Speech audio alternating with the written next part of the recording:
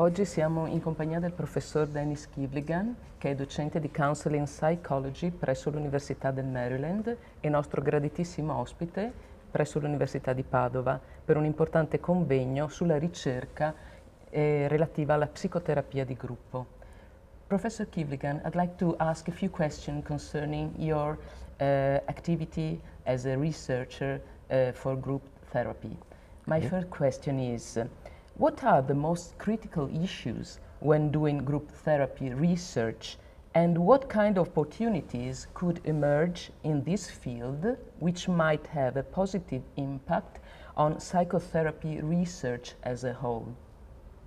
Well, I think that a couple of questions, I'll try to answer them. In terms of the most important issues, I think that for years and years, the group psychotherapy research didn't reflect the complexity of what we know goes on in groups.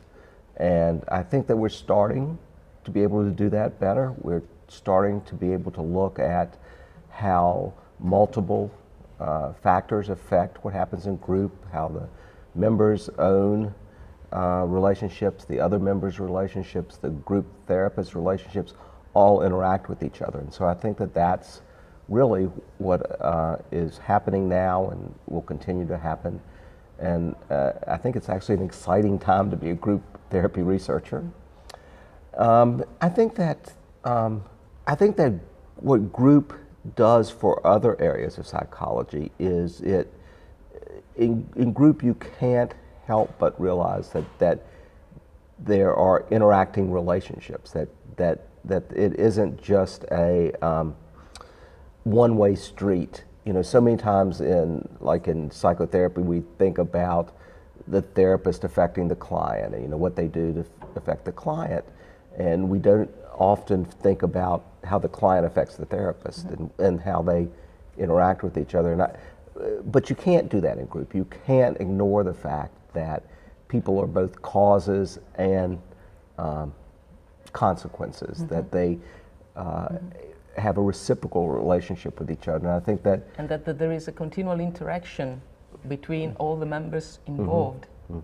And I think that as we figure out ways to study that better, that we can help other areas of psychology also. Sure.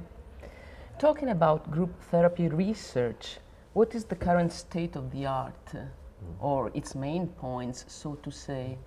We don't have enough group therapy research, which is really troubling to me. I mean, we don't have enough people who are doing it, and so there's maybe two handfuls of researchers who are consistently looking at important group therapy phenomena, and so it's hard to say that there's this nexus, there's this building. So in fact there is still much room to expand research in this field. There's huge areas to expand. I mean, the number of unanswered questions so far exceeds the number of answered questions.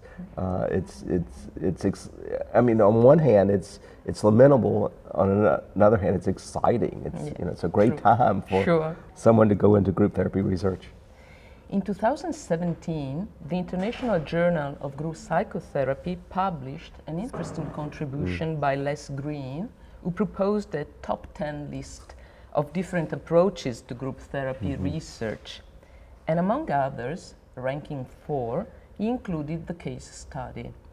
If adequately structured and used, this approach might prove to be easier to use by clinicians interested in research, while easing cooperation between clinicians and professional researchers. What is your opinion in this respect? I loved the article that Les, and I agreed with almost everything he said. Research is really difficult to be able to show that there are in fact therapist effects in group therapy. I hope we'll get there. But in terms of the therapist characteristics, I don't think that things like training are going to be important. I mean, if you look at all the research that's ever looked at training, you don't find any critical effects. I think it's going to be more about the person of the therapist and what they do, what the therapist brings sort of to the situation. We have a clinic at Maryland where this isn't group therapy, but it's individual therapy, and we look at our trainees stay in the clinic for 2 to 3 years and see clients for open-ended therapy, so see clients for a long number of sessions. And what we do is we track the therapist's attachment style over the years that they're in the clinic.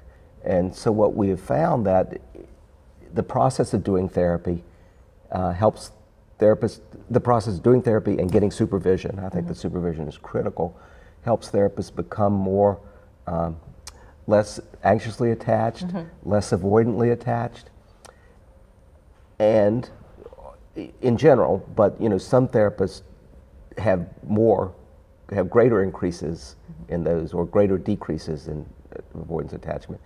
And for those therapists, their clients get better.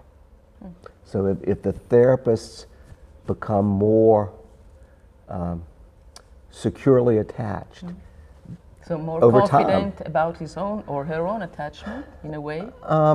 yes, but more, I think it's more sort of available to be an attachment object for their patients. For the patients. Yeah, that they are offering they have a better ability to offer a secure relationship to their patients. If the therapist changes, their clients get better. Thanks very much, Professor Kivlighan. You're welcome. Thank you.